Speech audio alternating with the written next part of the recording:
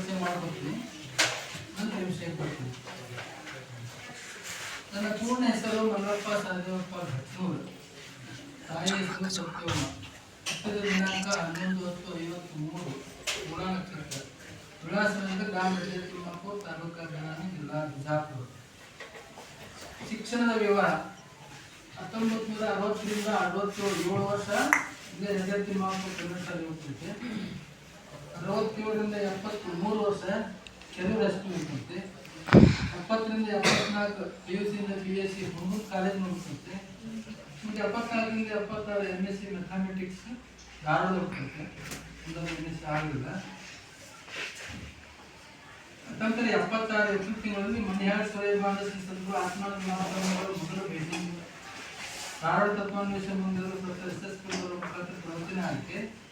25/10/76 ಸೋಮವಾರ ಜ್ಞಾನ ಸರಳವಾದ 28/10/77 ಸರ್ಕಾರಿ ಸೇವೆ ಸೇರಿದೆ. ಒಂದನೇ ಮಗ BE ಮಾಡ್ಕೊಂಡು ಸಬ್ ಇದ್ದಾರೆ ಬೆಂಗಳೂರಿಗೆ. ಎರಡನೇ ಮಗ BE ಮೆಕ್ಯಾನಿಕಲ್ ಮಾಡ್ಕೊಂಡು ಮರೈನ್ ಸರ್ವಿಸ್ ಮಾಡ್ತಾರೆ, ಹಡಗಿನ ಸರ್ವಿಸ್ ಮಾಡ್ತಾರೆ. ಹುಟ್ಟಿದ್ದು 11/10/53, ಸರಳ ವಿವಾಹ 25/74, 15/10/77 ನೌಕರಿ ಸೇರಿದೆ. 28/10/77 ಹಾಜರಾದೆ. 30/10/2000 ಜಿಲ್ಲಾ ಆರೋಗ್ಯ ಕೇಂದ್ರಾಗ ಸಹಾಯಕ ಸಾಂಖ್ಯಿಕ ಅಧಿಕಾರಿ ಹಾಜರಾದೆ. ಇವೆಲ್ಲ ಅಕ್ಟೋಬರ್ ತಿಂಗಳ ವಿಶೇಷ ತಿಳಿದಿದೆ. 27/10/2011 ಒಡವೆ ಜೀವನ ಲೆಕ್ಕಾಚಾರ ಅಂತ ವಿಜಯ ಕರ್ನಾಟಕ ನನ್ನ ಸಾಧನೆ. 1/10/2013 ದೇಹದಾನ ಮಾಡಿದ ಬಗ್ಗೆ ಬಾಗಲಕೋಟದ ಹನುಮ ಶ್ರೀ ಕುಮಾರೇಶ್ವರ ಸಂಸ್ಥೆಯ ಅಧ್ಯಕ್ಷರಾದ ಶ್ರೀ ಹಿರಣ್ಯ ಕರತ್ನ ಸನ್ಮಾನ. 31/10/2013 ಜಿಲ್ಲಾ ಆರೋಗ್ಯ ಮತ್ತು ಕುಟುಂಬ ಕಲ್ಯಾಣಾಧಿಕಾರಿಗಳ ಜೊತೆ ಬಾಗಲಕೋಟೆ ಸಹಾಯಕ ಸಾಂಖ್ಯಿಕ. ನಾನು ನಿವೃತ್ತಿಯಾಗಿ 13 ವರ್ಷ ಆಯ್ತು. 2013 ರಿಟೈರ್ಡ್ ಆದೆ. ಇವತ್ತಿನ ನಾನು 13/2026 ರಿಟೈರ್ಡ್ ಆಗಿ 13 ವರ್ಷ ಆಗಿದೆ.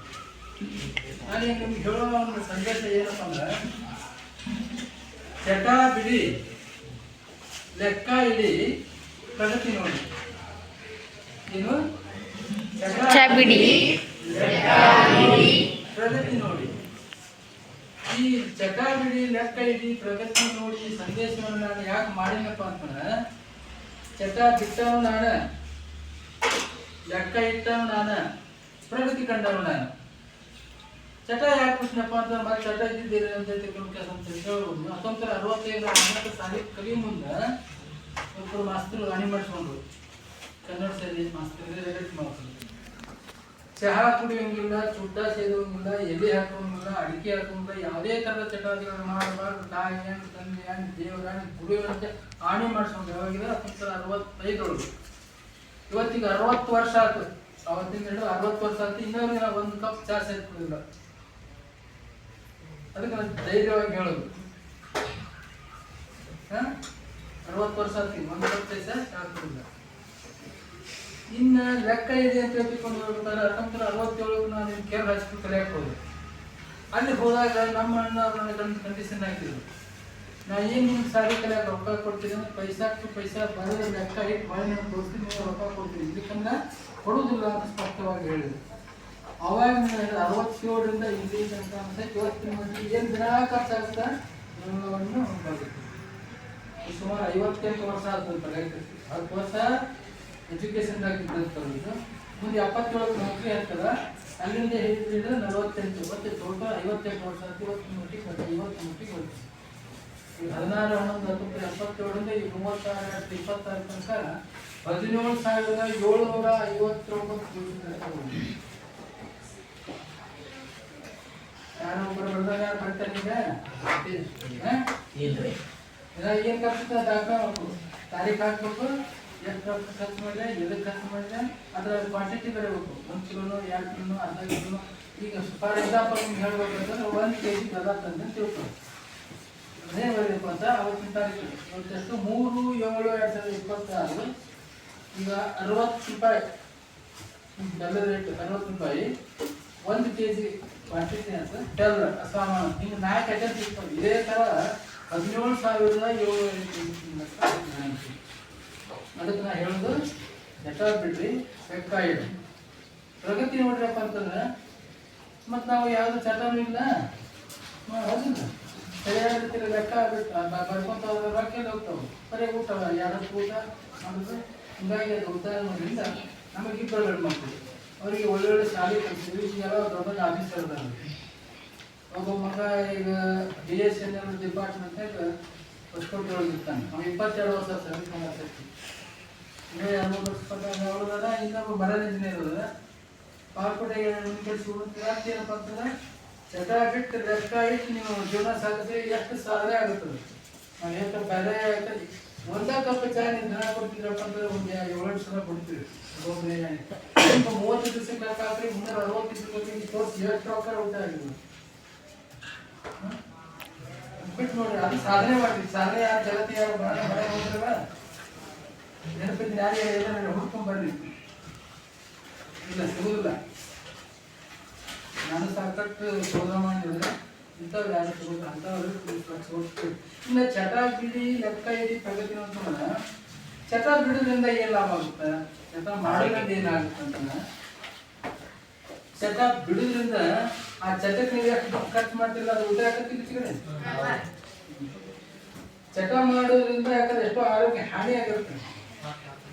ಯಾಕಂತಿಲ್ಲ ಹಾನಿಲ್ಲ ಏನು ಚಟ ನೀವು ತಂಬಾಕು ತಿಂದು ಕ್ಯಾನ್ಸರ್ ಆಗೋದೆಲ್ಲ ಹೋಗುತ್ತೆ. ಇದು ಹಾನಿಲ್ಲ ಆಗುತ್ತೆ, ಆರೋಗ್ಯ ಹಾನಿ ಆಗ್ತಿಲ್ಲ. ಮತ್ತೆ ಇಷ್ಟೆಲ್ಲ ಮಾಡಿ ಮಾಡಿ ಹಾಳಾಗುತ್ತೆ. ಏನಪ್ಪ ಏನು ಚಟಗಾರನೋ ಕುಡಿಯೋ ಇಲ್ಲ ಆಗುತ್ತೆ.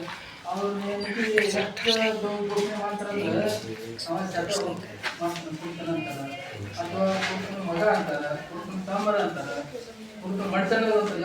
ಎಲ್ಲರಿಗೂ ಹಾನಿ ಮಾಡಿದಂಗೆ ಇವೆಲ್ಲ ಚಟ ಬಿಟ್ಟು ಅಂದ್ರೆ ಚಟ ಬಿಟ್ಟು ಆಗ್ತದೆ. ಅದಕ್ಕೆ ಚಟ ಮಾಡೋದ್ರಿಂದ ಆರೋಗ್ಯಕ್ಕೆ ಅಷ್ಟು ಮಾಡಿ ಬರೋದಿರ್ತೈತಿ. ಅಷ್ಟು ಮಾಡೋದ್ರಿಂದ ಅವನ ಹಾಳ. ಅದಕ್ಕೆ ಏನು ಮಾಡ್ಬೇಕು? ಚಟ ಮಾಡೋದ್ರಿಂದ ಏನು ಲಾಭ ಐತಿ? ಮಾಡೋದ್ರಿಂದ ಏನಾಗುತ್ತೆ ನೋಡ್ರಿ. ಚಟ ಲಾಭ ಎಷ್ಟು ರೈತರೇ ಇಲ್ಲ. ಮತ್ತೆ ಯಾಕಂದ್ರೆ ನಾವು ನಾನು 5ನೇ ತರಗತಿ ಸಾಲಿಗಿಂತ ಮೊದಲು ನಾವು ತಿಳುವಳಿಕೆಲ್ಲ ಮಾಡಿ ಹೋದಾಗ ಅಲ್ಲಿನ ತೋಳಿನ ತುಳಿನ 2-3 ಕಾಂಬಳೆ ಅವಾಗ ನಾನು ನಮ್ಮ ತಿಳುವಳಿಕೆಲ್ಲ ಎಂಬತ್ತು ಯಾಕೆ ಯಾರು ಕೊಟ್ಟು ಮಗನಾಟ ಅವಾಗ 5ನೇ ತನಕ ಬಂದು ಅಷ್ಟ ಮಾಡಿ ಮಾಡಿಕೊಂಡು ಅವಾಗ ಎಲ್ಲ ಅದಕ್ಕೆ ಇನ್ನು ಲೆಕ್ಕ ಇಡೋದ್ರಿಂದ ಏನು ಲಾಭ ಆಗ್ತಾ? ಲೆಕ್ಕ ಇಡೋದ್ರಿಂದ ಪಾರದರ್ಶಕತೆ ಟ್ರಾನ್ಸ್ಪರೆನ್ಸಿ ಪ್ರತಿಯೊಂದೂ ಅಪ್ಡೇಟ್ ಇರ್ತದೆ. ಹಣವನ್ನು ಯಾವ ರೀತಿ ಖರ್ಚು ಮಾಡಬೇಕು, ಹಣಕಾಸಿನಲ್ಲಿ ಮಿತವ್ಯಯಗೊಳಿಸಬಹುದು, ಹಣದ ಮೌಲ್ಯ ಸಿಗುತ್ತದೆ, ಖರ್ಚು ಕಡಿಮೆ ಮಾಡಲು ಪ್ರೇರೇಪಣೆ ಸಿಗುತ್ತದೆ. ಇದರಿಂದ ಒಳ್ಳೆಯ ನಾಗರಿಕರಾಗಿ ಮಾಡಬಹುದು. ನಮ್ಮ ಯೋಜನೆ ಮತ್ತು ಯೋಜನೆ ಸಹಾಯ ಆಗುತ್ತೆ. ಬದುಕಿನಲ್ಲಿ ಶಿಸ್ತು ಮುಟ್ಟುತ್ತದೆ. ಹಣವನ್ನು ಒಳ್ಳೆಯ ರೀತಿಯಲ್ಲಿ ಖರ್ಚು ಮಾಡಬೇಕು.